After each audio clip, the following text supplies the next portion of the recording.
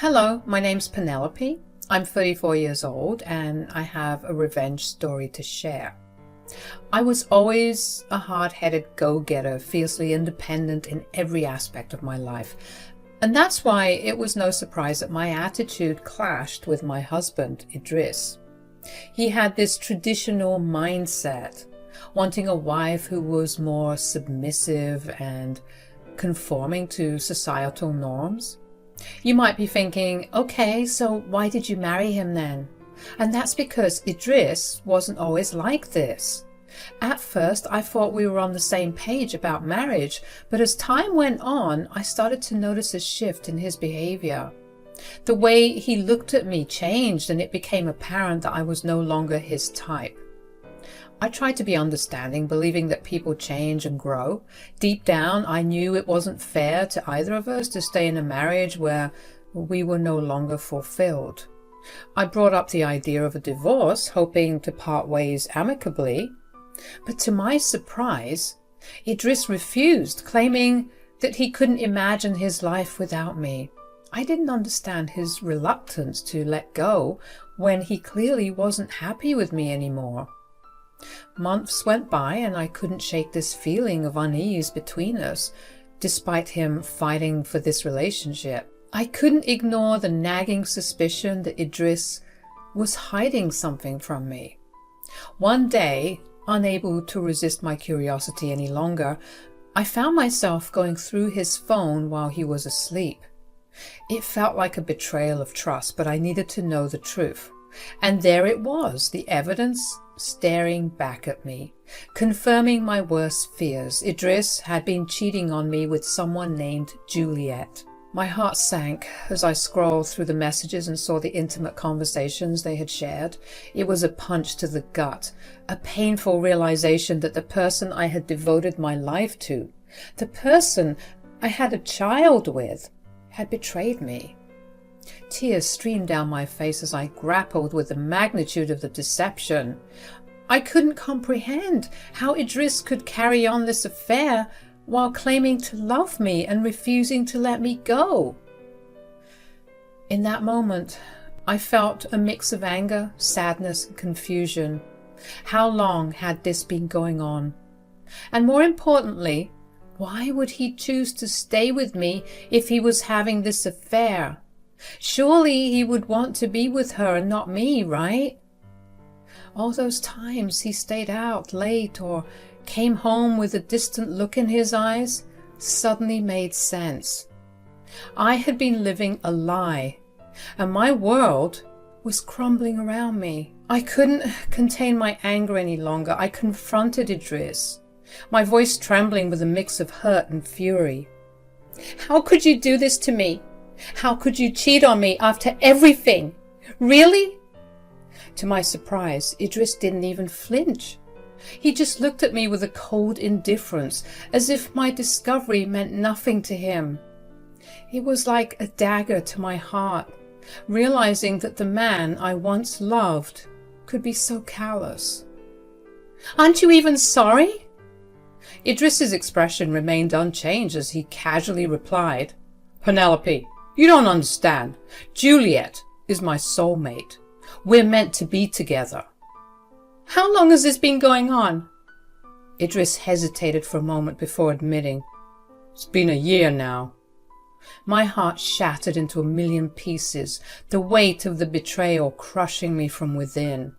A whole year of lies, treachery, and secrets. A year that I had spent oblivious to the truth while Idris was building a connection with someone else. I couldn't comprehend his lack of remorse. If you found your so-called soulmate, why did you refuse the divorce? Why put me through all this pain, huh? Idris stumbled over his words, unable to provide a satisfactory answer. He looked lost, like a coward caught in his own web of deceit. Anger surged through my veins as I lashed out, unable to contain my emotions any longer. You spineless turd! How dare you put me through this? You're nothing but a coward, incapable of facing the consequences of your actions. Idris stood there, his face a mixture of guilt and cowardice. I saw him for who he truly was, a man who couldn't face the reality of the damage he had caused. In that moment, my fury turned into a fierce determination. I would no longer allow him to define my worth or dictate my happiness. I want a divorce, and I want you out of this house. Oh, come on, Penelope. Don't call me that. Where am I supposed to go at this time of night? Maybe you can go to your mistress's house. I'm sure she'd be happy to have you because she can keep you. That night, Idris packed a duffel bag and drove off to be with the supposed woman that he loved. I was devastated, but if I was being honest, this was a long time coming. We weren't in love anymore, so it was bound to happen. I just couldn't wrap my head around why he would stay with me, knowing that he had his soulmate somewhere else.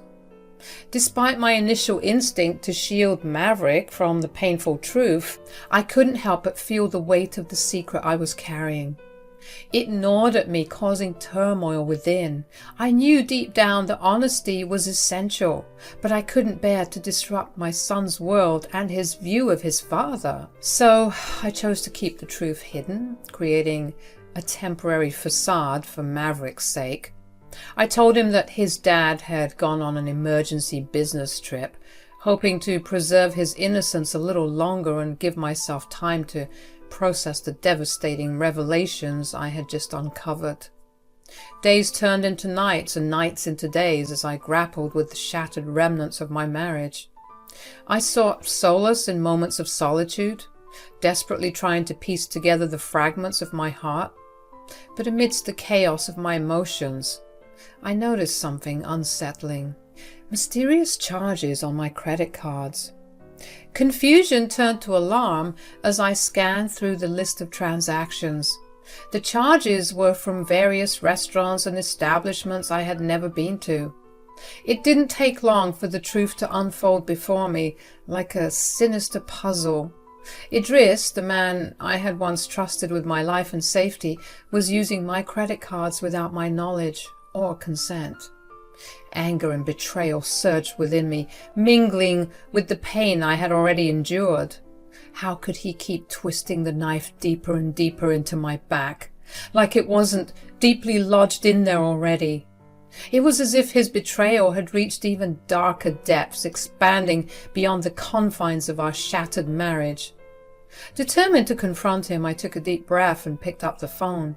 The conversation that followed was tense and filled with accusations.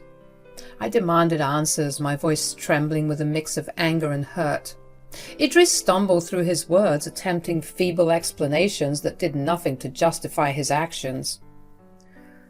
Idris, what the heck is going on? You have been using my credit cards. Explain yourself. Penelope, please, let me explain. I know it's wrong, but you don't understand. I need to use these cards to impress Juliet. She's important to me and I want to make her happy. I knew that you wouldn't be okay with it, and that's why I did it behind your back. Are you out of your mind, Idris? How can you even ask me to use my money to fund your affair? Are you sick in the head? Penelope, please understand. I don't want to jeopardize this. She's special to me. Oh, how noble of you, Idris.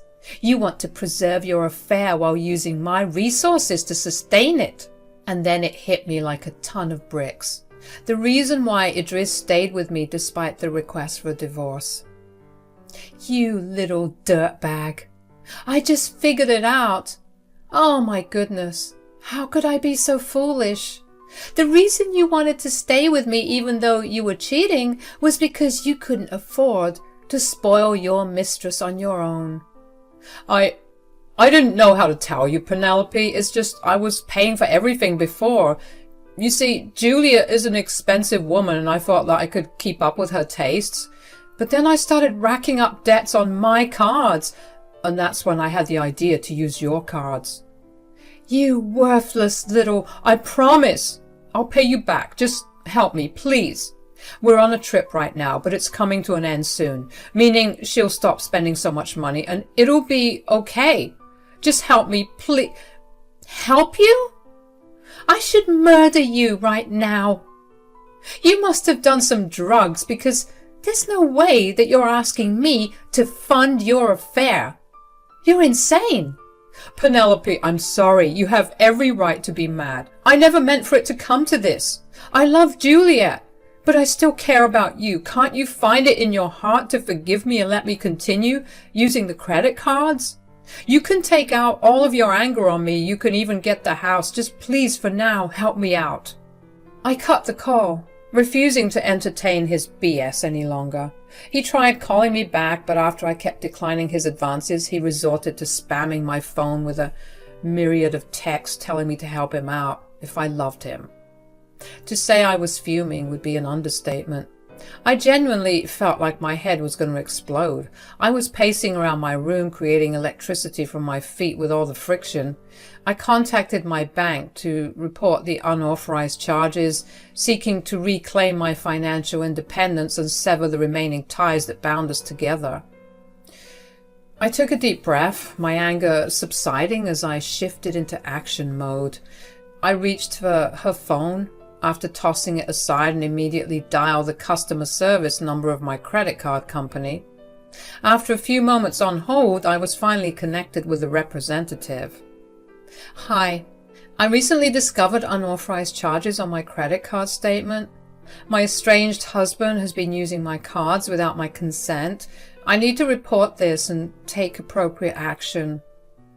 After several minutes, I was assured by the representative that everything would be all right and that Idris would no longer have access to my cards. After doing what I needed to do, I completely broke down, allowing myself to properly ugly cry at this whole situation. As I lay on the bed, tears streaming down my face, the weight of betrayal crushing my spirit, I couldn't control the violent sobs that racked my body. It felt like my world was falling apart and I didn't know how to pick up the pieces. In the midst of my anguish, I heard the soft footsteps of Maverick approaching. "Mom, are you okay?" Maverick's voice was filled with concern as he entered the room. His eyes widened as he took in the sight of me, broken and vulnerable. I attempted to compose myself, wiping away my tears and putting on a brave face. "Oh, sweetheart, I'm just feeling a little overwhelmed. Nothing for you to worry about." Maverick, sensing something was amiss, wouldn't be so easily convinced. He gently sat down beside me, his hand reaching out to hold mine. "Mom, I know you. Something's really wrong. Please, tell me what's going on." I took a deep breath, the weight of the truth pressing heavily on my chest. With a shaky voice, I revealed the painful reality to my son. "Maverick, your father, he's been cheating on me, cheating on this family, and now I've discovered that he's been using my finances to support his affair." Maverick's eyes widened in shock and disbelief. His grip tightened on my hand, a mixture of anger and sadness etched across his face. "Mom, how could he do this to you? How could he betray us like this?" I felt a wave of shame wash over me, embarrassed that my son had to witness the destruction of our family. "I don't know, sweetheart. I never thought this would happen to us. I thought your father and I were building a life together. Sure, things weren't great between us, and at some point I even asked for a divorce because I was so unloved. But he refused, only to turn around and hurt me like this."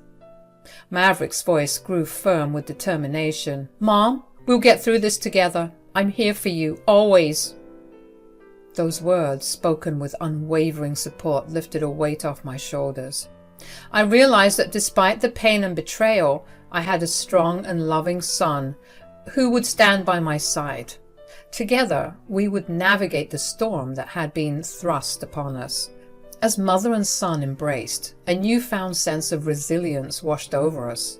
In that moment, I knew that no matter what lay ahead, we would face it with unwavering strength and determination. The journey to rebuild our lives would be challenging, but with Maverick by my side, I felt a glimmer of hope amidst the darkness. "You know, We have to get back at him, right? What? Yep. You named me Maverick for a reason, right? Mav, that's crazy. What could we possibly do to teach him a lesson? Well, we could... Something that's legal, honey. Ah, right.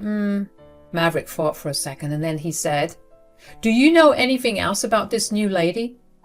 I sighed, racking my brain for any additional information. I'm sorry, sweetheart. All I know is her name is Juliet and that she loves money, apparently. I don't have any other details about her. Maverick's gaze turned thoughtful, and then a light bulb seemed to flicker above his head. Wait a minute, Mom. I have an idea. He quickly pulled out his phone and started scrolling through his messages and apps. I watched with curiosity, wondering what he was up to. What are you doing? I'm checking if Dad is still linked to our family Uber account. I furrowed my brow, not understanding the connection. Why do you need to know that? A mischievous grin spread across his face as he explained. If Dad used the Uber account, there's a chance he might have put Juliet's location as the destination at some point, and we can check it on here. Oh my goodness, you're a genius, son! When I kicked him out, I told him to go to his mistress's place. So we'll know where he went for sure. Nice. Good work, Mom. Okay, but now what? Now we pack all his crap and ship it over to her place. That's absolutely brilliant. You're a genius.